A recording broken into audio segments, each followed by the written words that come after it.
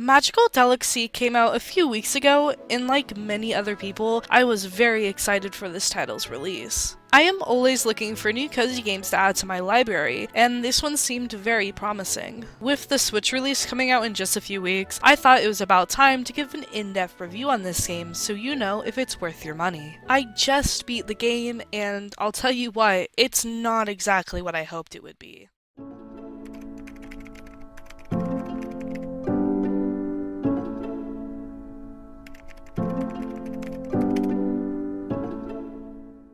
This next segment is just going over what the game's about, so if you're not really interested in that and you want to get straight to the review, go to the timestamp on screen. Magical Delicacy is a cozy pixel platformer where you play as a girl named Flora. Flora embarks on a journey to a far-off town to pursue her dream of becoming a skilled witch. She soon arrives at Grat, a cliffside horror town where adventurers have gathered for decades to explore a mysterious, uncharted island. Here, she is offered her very own kitchen, where she begins to fulfill orders for a wide cast of mythical characters. As Flora immerses herself in a bustling local economy, she encounters two members of rival covens, the witch, Cassia, and the magus, Tano. Both have much to teach her, but they also see an opportunity to involve her in their ongoing conflict over magical beings. When first getting into the game, you're immediately asked to look over the accessibility settings. In these settings, you can adjust a wide variety of things, such as text font, how different dialogue boxes pop up, simplifying parkour for people who struggle with it, and a lot more. I was genuinely very impressed when I looked over these settings. A lot of games don't give you the ability to really customize your gameplay experience like this one does. I know for me, I have a really hard time reading, so being able to change what the text looked like helped me a lot when playing this game. Moving on to when I actually got into the game, I was a little confused. In my opinion, the game struggles with explaining certain mechanics, which can make it really hard to progress in the game as sometimes you just don't know what to do. For example, it took me almost 3 hours to understand how the sorting system worked and what different orders actually wanted from me. With trial and error, I taught myself what different classifications meant and how I could use these to complete orders, but it shouldn't take me 3 hours to learn this because the game didn't explain it to me.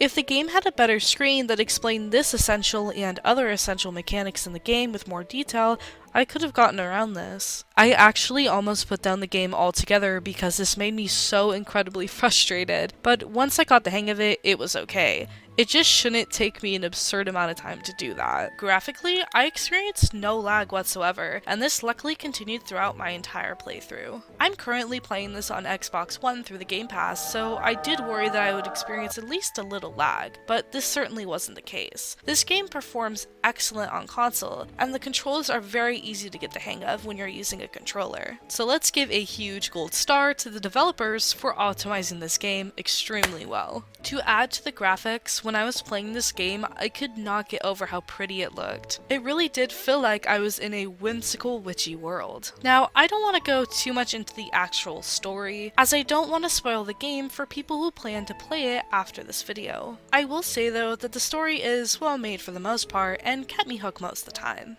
A reoccurring issue I have with this game is that I wish some things were explained more. This complaint continues with the story unfortunately, but other than that, I enjoyed it a lot. This next section is for me to really dig into the game and get into the things I love and hate about it. In this section, I'm also going to include some Steam reviews on screen that I found that either echo my opinions or just help further explain them. One of the things that I really enjoyed about this game is that you don't have to sleep at all if you don't want to. This is something I wish I could do in a lot of Harvest Moon games, as it just gives you more time to get done what you need to get done. It also gives you the ability to pick how long you sleep for, so if you just need to skip a few hours in the night, you totally can. My only complaint about this is that you can only sleep at night and not during the day. Skyrim has a very similar mechanic to this, but in that game you can sleep whenever you want, allowing you to skip big chunks of time whenever you need. In Magical Delicacy though, the only times you would really need to skip time is to get to night, so this mechanic altogether is very counterproductive. This of course though is just a convenience thing and doesn't really change the quality of the game. Moving on, the cooking in this game can be really fun and it gives you a lot of creative freedom when it isn't in order. As I found more recipes, I got more and more excited to try them out, as using different ingredients will give you slightly different results. An issue I found with this though is that using a slightly different ingredient than what the order intends you to use can make the dish completely unusable. Say for example, you're making a dish for a character and they specify that they want it to be spicy and use herbs. If you don't have access to a recipe that clearly states these two things, it can be very difficult to figure out what exactly to use. There were lots of times where I made a dish and walked all the way across the large map to give it to a character as I thought it should be correct, but it just wasn't. Going back to that spicy dish, if it's not primarily spicy or has another flavor hue that outdoes it, that will be the primary flavor hue for the dish. In simpler terms, if you just spent all your resources making that dish and it doesn't come out as primarily spicy, then the character will not accept that dish even though it has spicy ingredients in it. My experience from my playthrough is that this mechanic is never explained thoroughly or really at all. There's a screen you can access that gives you more information about certain things in the game, but here it doesn't explain any of the things I just went over at all, so I had to find all this out by myself. And I'm not the only person with this issue. The Magical Delicacy Reddit is constantly filled with people who have no clue what dish to make for an order, because the game makes it near impossible to know what dish to use. But hey, a positive with this janky order system is that if a mill won't fulfill an order, you can only sell it at your shop window, half the time being for half the money you spent on the ingredients. Magical Delicacy was made like this, you can experiment with different dishes and ingredients, which I appreciate if there were more resources to waste. To my knowledge, the shops and merchants in the game have a set list of things they will sell, and this cannot change. Because of this, a lot of the ingredients that you need for certain dishes, you have to go find by yourself.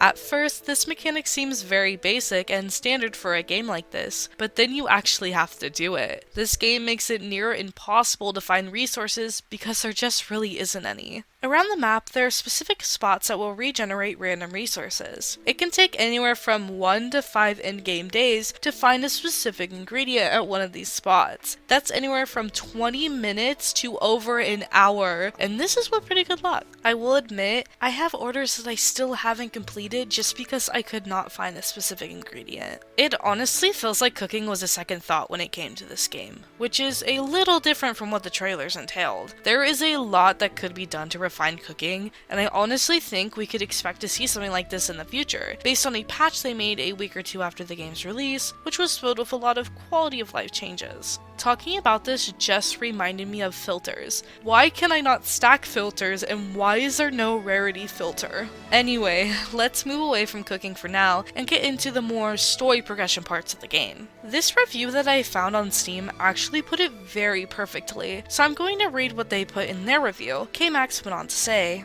"It's not a bad game.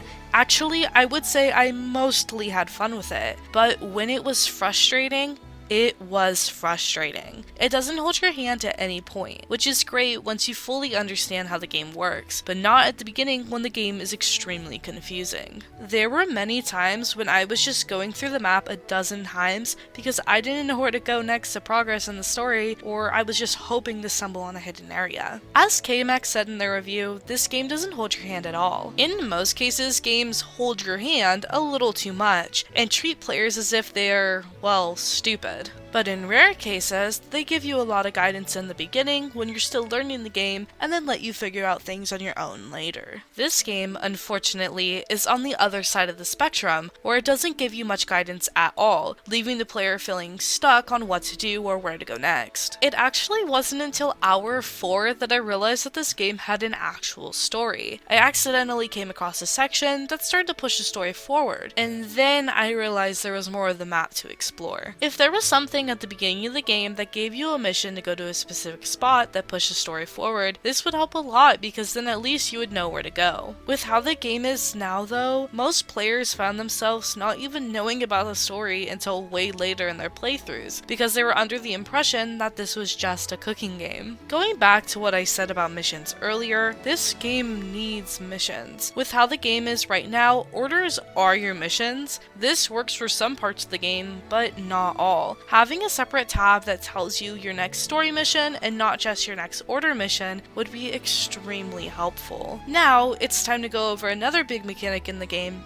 platforming. Honestly, I saw a lot of mixed opinions on this mechanic. Some people didn't really mind it, and some people really hated it. For me, it was the perfect difficulty. As someone who is normally bad at parkour games, Magical Delicacy made it very approachable. There was never a point that I got so frustrated with the parkour that I felt the need to turn on easier parkour in the accessibility settings. I will admit though, it is pretty annoying at the beginning of the game to get around the map, just because of all the platforming. It can take you a while to reach most sections of the map, especially if you keep falling and losing progress. Luckily though, as you play, you do unlock more ways to more easily get around the map without having to jump around. It just might take a while to purchase the different passes or find/complete the different quest. It is doable though. Magical Delicacy had all the parts to be a very well made and successful game. People eat up anything cozy, especially when they're whimsical and witchy like this one. The thing about cozy games though is that they have to be cozy, and Magical Delicacy just isn't. The frustrating cookie mechanics, lack of resources, and awful explanations can cause players' cozy afternoon to turn into a more stressful one. Trust me, people do not want to have to think when playing their favorite cozy games. Animal Crossing, Little Kitty Big City, and Unpacking are great examples of this. They allow you to turn your brain off and just mindlessly get invested in their virtual worlds. With Magical Delicacy, I found that every time I tried to shut my brain off, I was off to another forum, because the game didn't explain a mechanic or an order was near impossible to figure out on your own. Now, I don't want this video to sound like I'm just bashing on the developers. Making a game is extremely hard, especially when you have to do it all by yourself. I honestly think Magical Delicacy has a lot of potential, and I did find joy in some parts like the characters and beautiful settings. There is just a lot in the game that needs to be fine-tuned, and I truly believe with some extra work, this game could be a lot better. I made this video not just for the people who are on the fence about buying the game, but for the developers too. I'm hoping this video gives a clear representation of what me and many other people struggled with in the game, and helps give them some ideas for things they can do to improve the game in the future. Now without further ado, would I recommend this game? For the price of $25 in the US, I'm honestly in the middle. As much as I want people to try this game for themselves, when I look at the many things wrong with it, I have a hard time justifying the price tag. Luckily though, there's a solution. The Magical Delicacy developers graced us with a demo. I genuinely think if this is a game you're considering getting, I would try out the demo first. Things that annoyed me might be appealing to you, and the demo is a great way to find that out. If you want to jump right into buying the game though,